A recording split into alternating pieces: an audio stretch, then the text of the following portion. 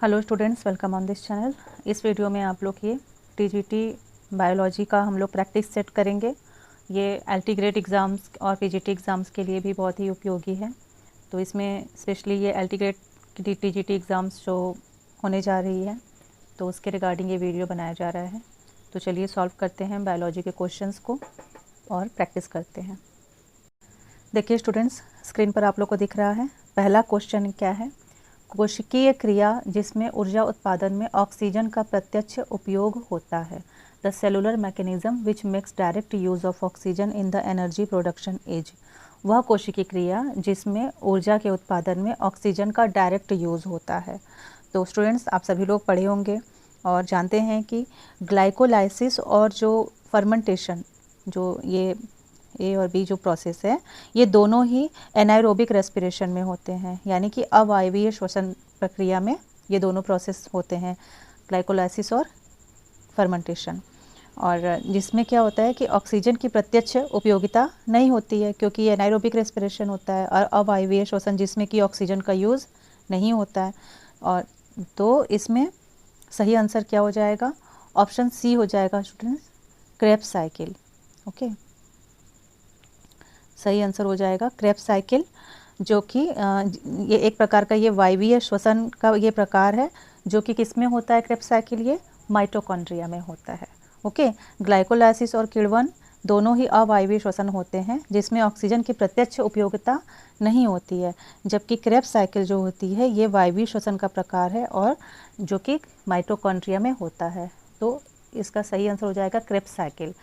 Krebs वह कोशिकीय क्रिया जिसमें ऊर्जा उत्पादन में ऑक्सीजन का प्रत्यक्ष उपयोग होता है, वह क्रिया होती है क्रेब्स साइकिल, क्रेब्स चक्र। ओके, अगला देखते हैं।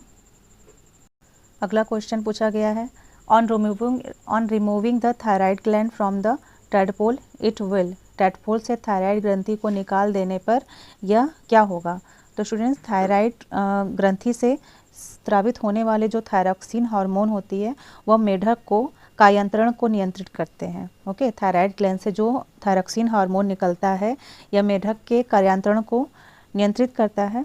तो वो थायराइड ग्रंथि को मेढक के गले से निकाल देने पर जो कायांतरण होता है, मेटामॉर्फोसिस होता है, वो नहीं होगा, और टैडपोल जो होता है वो लाइफ टाइम टैडपोल ही बना रहेगा। तो इसका सही आंसर क्या हो जाएगा?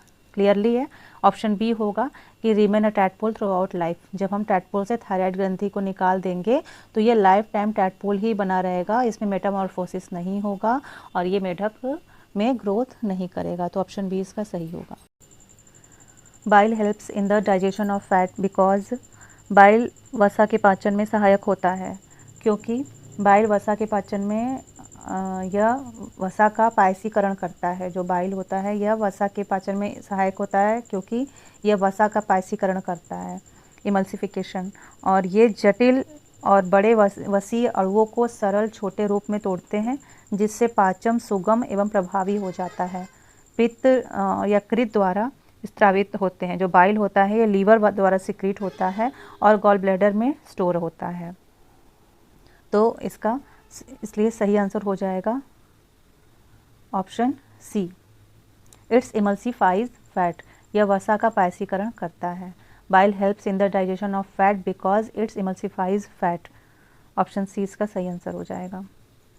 अगला क्वेश्चन है, रक्त में 1 ग्राम हीमोग्लोबिन ऑक्सीजन की कितनी मात्रा का परिवहन करता है? How much oxygen is transported by 1 gram of haemoglobin in blood. रक्त में 1 ग्राम हीमोग्लोबिन ऑक्सीजन की कितनी मात्रा का परिवहन करता है? तो इसका हो जाएगा, इसको हम देखेंगे 100 ml रक्त में ये 15 ग्राम हीमोग्लोबिन पाया जाता है। ये 100 ml ब्लड में 15 ग्राम ये हीमोग्लोबिन पाया जाता है, और 15 ml ब्लड में 20 ml ऑक्सीजन परिवहन करता है। 15 ml ब्लड में 20 ml जो है ऑक्सीजन परिवहन करता है, ऑक्सीजन का परिवहन करता है। तो 1 ग्राम में क्या हो जाएगा? ये इसका अगर हम इसको फिर सॉल्व करेंगे तो 1 ग्राम इज इक्वल टू ये 20 में ये 15 का भागा चल जाएगा। तो जब ये कट होगा तो सही आंसर हो जाएगा 1.34 ml ऑक्सीजन। ये यहाँ पर इसका सही आंसर हो जाएगा। तो इसका सही आंसर है ऑप्शन बी, यानी ब्लड में 1 ग्राम हीमोग्लोबिन ऑक्सीजन की 1.34 ml ऑक्सीजन का ट्रांसपोर्टेशन करता है। नेक्स्ट है 5वां question, which of the following vitamin is essential for the healing of the wound. इसमें घाव के भरने के लिए कौन सा विटामिन आवश्यक होता है, उसके लिए देखते हैं। तो स्टूडेंट्स, विटामिन हमारे शरीर में महत्वपूर्ण भूमिका निभाते हैं। विटामिन सी जो होगा इसका सही आंसर हो जाएगा एस्कॉर्बिक अम्ल। तो विटामिन सी जो होता है इसे हम एस्कॉर्बिक अम्ल भी कहा जाता है, घाव भरने में ये आवश्यक होता है। और फिर उसके बाद ये क्या है, ये कोबाल एमिल, ये जो ए वाला ऑप्शन है कोबाल एमिन, इसको कहा जाता है विटामिन B12। एस्कॉर्बिक एसिड है विटामिन सी है, और ये कोबाल एमिन है ये B12 है। और जो इसका सी का इसका फंक्शन क्या है, ये घाव भरने में भी सहायक होता है। और जो विटामिन B12 है ये कोबाल एमिन, इसमें यह RBC के निर्माण में सहायक होता है, लाल रुधिर कणिका के निर्माण में सहायक होता है विटामिन B12। और फिर उसके बाद क्या है, ये जो टोकोफेरॉल है ये होता है विटामिन ई। विटामिन ई जो होता है ये, इसको टोकोफेरॉल इसका नाम है, इसको एंटी स्टेराइल विटामिन भी कहते हैं। ये स्टेरिलिटी को दूर करता है मेल फीमेल दोनों में। और फिर ये विटामिन लास्ट वाला क्या है, निकोटिनेमाइड, ऑप्शन डी, इसको ये विटामिन B3 भी कहते हैं। और इसकी कमी से क्या होता है, पेलाग्रा रोग होता है। तो इस क्वेश्चन का सही आंसर हो जाएगा ऑप्शन सी, एस्कॉर्बिक एसिड, जो कि घाव भरने के लिए आवश्यक होता है। तो इसका सही आंसर ऑप्शन सी है, ये बी हो जाएगा एस्कॉर्बिक एसिड। और कोबाल एमिन का क्या हो जाएगा यहाँ पर, ये B12 हो जाएगा। और टोकोफेरॉल क्या है, टोकोफेरॉल को ये विटामिन ई का इसका नाम हो गया विटामिन ई, ये cobalamin vitamin B12, ascorbic acid vitamin C, और निकोटिनेमाइड जो हो गया ये विटामिन B3। ओके, तो इसी के साथ ये हम वीडियो रोकते हैं। नेक्स्ट वीडियो में हम लोग इसके आगे क्वेश्चंस को देखेंगे।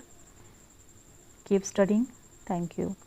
अगर ये पसंद आए तो आप लोग इसको लाइक कीजिएगा और शेयर भी। Thank you.